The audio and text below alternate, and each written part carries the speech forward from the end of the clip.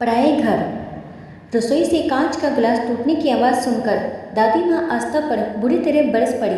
इतनी बड़ी हो गई है लेकिन सलीका नहीं आया। एक गिलास पानी लाने के लिए कहा तो गिलास ही तोड़ दिया। कल को पराए घर जाएगी तो सब यही कहेंगे कि कुछ नहीं सिखाया, हमारी नाक कटाएगी क्या। दादी माँ, जानबूझकर तो थोड़ी तोड़ा है, गलती से टूट गया है, आस्था ने सफाई देते हुए कहा। अच्छा, एक तो गिलास तोड़ दिया, ऊपर से जवान चला रही है। सब पता चल जाएगा जब सास चोटी पकड़ के मारेगी। यह सुनकर आस्था रो पड़ी।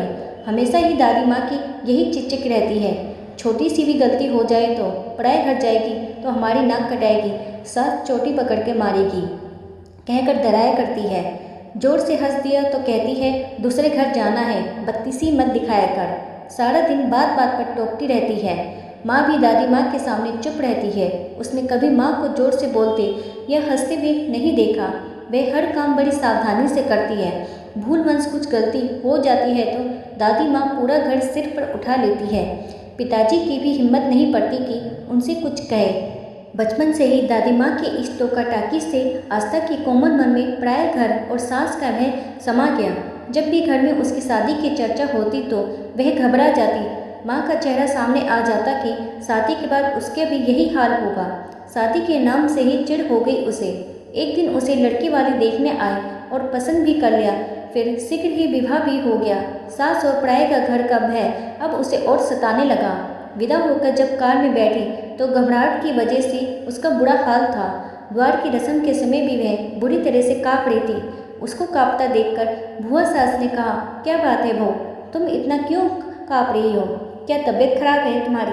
अरे बुआ, आप समझती नहीं हो, हमारी भाभी जी को 104 डिग्री प्यार का बुखार चढ़ गया है, इसी वजह से कपकपा रही है। पीछे खड़े देवर अमन ने जब ये बात कही तो सब हंस पड़े, लेकिन आस्था को हंसी नहीं आई। सभी रस्में पूरी हो जाने के बाद उसे उसके कमरे में भेज दिया गया। थोड़ी देर बाद उसके पति अनुज भी कमरे में आ गए, लेकिन वह उनसे कुछ नहीं बोली। उसे गुमसुम देखकर अनुज ने उसे पाँव में बढ़कर कहा, तुम इतनी चुप क्यों हो, कुछ बोलती क्यों नहीं? लेकिन वह बुरी तरह से डर रही थी। उसकी आवाज़ या हंसी कमरे से बाहर चली गई तो क्या होगा, सब लोग क्या कहेंगे? वह पूरी रात ठीक से सो भी नहीं पाई। उसे सुबह की चिंता थी कि कहीं देर से आंख खुली तो उसकी दादी माँ की तरह सास भी उसे डांटने ना लग जाए। यह सब सोचते सोचते पता नहीं कब उसकी आंख लग गई। सुबह जब वह हड़बड़ा कर उठी और सामने घड़ी पर नजर डाली तो सुबह के 8 बज रहे थे। अनुज उठ चुके थे। मारे डर के उसके आंसू निकल पड़े। तभी दरवाजे पर दस्तक देते हुए उसकी ननद अनु की आवाज़ आई, भाभी जी, अगर नींद पूरी हो गई हो तो कृपया उठने का कष्ट करें, सब लोग आपके हाथ की चाय पीना चाहते हैं। कमरे से आस्था के रोने की आवाज़ सुनकर अनु घबरा गई। अंदर जाकर आस्था के आंसू पोंछते हुए बोली, सॉरी भाभी, मुझे नहीं मालूम था कि तुम इतनी इमोशनल हो, मुझे तो मजाक करने की आदत है। फिर बाई आंख मारते हुए बोली, मैं पूरी पागल हूँ, तुम पूरी रात जागी हो और मैंने तुम्हें डिस्टर्ब कर दिया।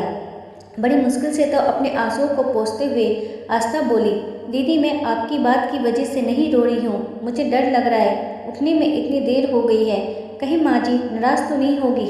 हंसते हुए अनु बोली, भाभी तुमने तो मुझे डरा ही दिया। वैसे तो यहाँ सभी लोग जल्दी उठते हैं, लेकिन कभी कभार देर हो जाए तो कोई बात नहीं, लेकिन रविवार और छुट्टी वाले दिन सुबह खूब आराम से उठते हैं। आस्था नहा धोकर रसोई में चली गई और सबके लिए चाय बनाने लगी। वह बहुत ही सावधानी से काम कर रही थी, कहीं कुछ गलती ना हो जाए। चाय की ट्रे लेकर जैसे ही वह रसोई से बाहर निकली, अमन ने उसे डराने के लिए कहा, भाभी आपके सिर पर छिपकली है।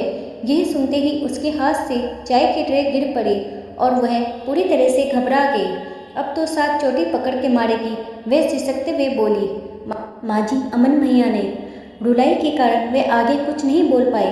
तब सास ने उसे समझाते हुए कहा, बेटी कोई बात नहीं, गलत काम जानबूझकर थोड़ी किया जाता है, वह तो कभी कभी असावधानी की वजह से गलतियां हो जाती हैं, इसमें रोने या घबराने की क्या बात है।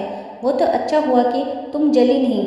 यह चाय के कप तुमसे ज़्यादा महंगे थोड़ी हैं। हाँ माँ, तुम बिल्कुल ठीक कहती हो। और फिर इन कपों का भी अंत समय आ गया था, होने को कौन टाल सकता है। कहते हुए जोर से हंस पड़ा अमन। एक दिन शाम को सब लोग बैठे बातें कर रहे थे। अनुज ने सभी को एक चुटकुला सुनाया तो सभी लोग खिलखिलाकर जोर से हंस पड़े। आस्था भी जोर से हंस पड़ी। उसको हंसता देखकर सास बोली, कितनी अच्छी लगती हो हंसते हुए। खुलकर हंसना जरूरी होता है, गुमसुम रहने से बीमारियां घेर लेती हैं। अब तुम उसे हंसा हंसाकर उसका स्वास्थ्य ठीक से रखना, कहते हुए ससुर जी भी हंस पड़े। अचानक अनुज बोला, माँ हमारे साथ धोखा हुआ है, तुम्हारी बहू तो गूंगी है।